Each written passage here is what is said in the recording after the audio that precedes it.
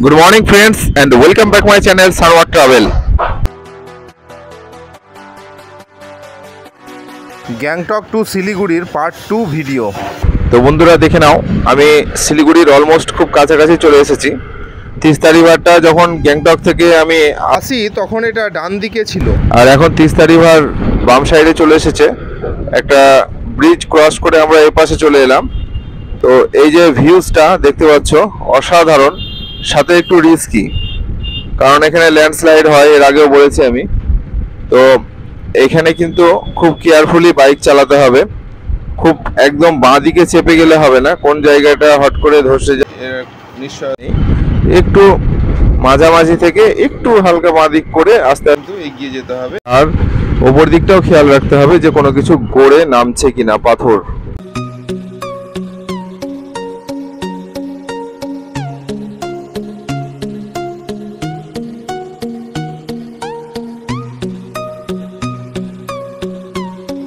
তো বন্ধুরা, তোমরা যারা আমার আগে ভিডিও দেখেছো তোমরা জানো গ্যাংটক গিয়েছিলাম, সেখান থেকে আমি এখন রিটার্ন করছি শিলিগুড়ি। তো এই বাইক আমি কিন্তু রেন্টে নিয়েছি শিলিগুড়ি থেকে। তো বাইক রেন্টে নিলে কি কি দেখে নেওয়া লাগবে এটা একটু তোমরা জেনে নাও। এর আগেও বলেছি আমি, টিউবলেস টায়ার যেন অবশ্যই হয়, তারপরে ব্যাটারি যেন ভালো থাকে, যেন একটা সেলফেই স্টার্ট নিয়ে নেয়, তারপরে লেগ গার্ড আর পেছনের কেরিয়ার গার্ড যেন অবশ্যই থাকে। তো এই বিষয়গুলো একটু লক্ষ্য করে নেবে। গার্ড থাকলে গাড়িটা পড়ে গেলে পরেও কোনো ক্ষয়ক্ষতি হবে না।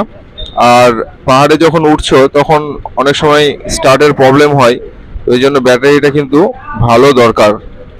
আর একটা বিষয় হচ্ছে চার্জিং পোর্ট।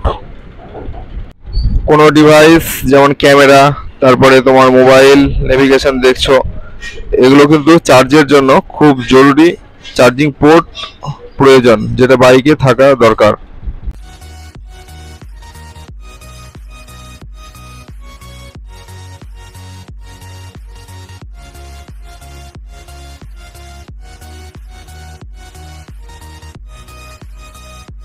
বাইকের স্পিড কিন্তু সবসময় কন্ট্রোলে রাখবে, তার কারণ হাই স্পিড থাকলে এই রকম যে জায়গা ল্যান্ডস্লাইড হয়ে আছে, আসলে পরে এখানে কন্ট্রোল করতে না পারলে সরাসরি তিস্তা রিভারে কিন্তু তুমি পড়ে যাবে। তো সেই কারণে বাইকের স্পিড সবসময় আন্ডার কন্ট্রোল রাখবে, যাতে তুমি পরিস্থিতি খারাপ হলেও ব্রেক করে আর্জেন্ট দাঁড়াতে পারো। খুব হাই স্পিডে চালানোর মতন ভালো রাস্তা, ফাঁকা রাস্তা দেখে চালিয়ে নিও না, এটা কিন্তু অবশ্যই মাথায় রাখবে পাহাড়ের ক্ষেত্রে।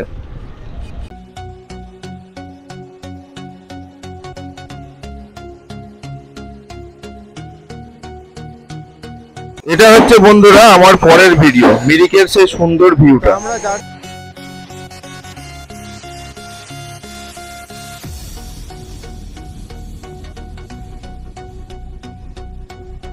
একটা জিনিস আমি বলবো, দার্জিলিং ওঠার পাহাড়টা কিন্তু যথেষ্ট কঠিন, আবার রিস্কের দিক দিয়ে কম।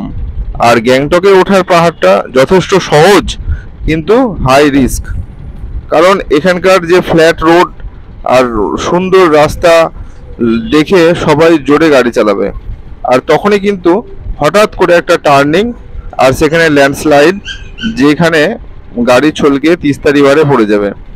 এই জন্য এই রাস্তাতে কিন্তু খুব কেয়ারফুলি গাড়ি চালাতে হয়, আর ভালো রাস্তা, সমান রাস্তা দেখে সবাই জোরে চালিয়ে নেয়। দার্জিলিং এর পাহাড়টা উঁচু হওয়ায়, মানে খুব খারাপ রাস্তা হওয়ায়, সবাই কিন্তু ভয়ে ভয়ে ফার্স্ট গিয়ারে আস্তে আস্তে ওঠায়, যে কারণে ওখানে অ্যাক্সিডেন্টের পরিমাণটা যথেষ্ট কম হয়।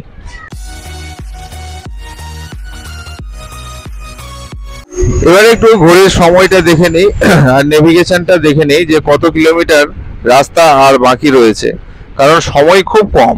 এর মধ্যে ট্রেন ধরতে হবে 4:30 সময়, তো খুব তাড়াতাড়ি কিন্তু এগোতে হবে।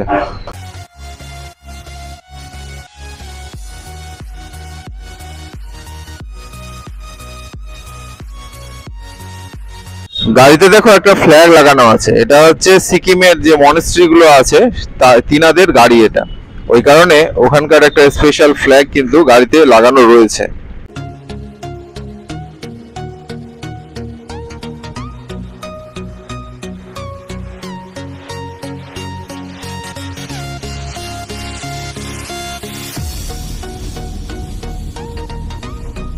ব্রিজের নিচেটা পুরো শুকিয়ে গেছে, এখন জলের কোনো ফ্লো নেই। আসলে আমরা শীতের পরে পরে ফেব্রুয়ারি মাসের শেষের দিকে কিন্তু এই ট্রিপটা করেছি, আর সেই সময় জল ছিল না, নিচেটা পুরো শুকনো।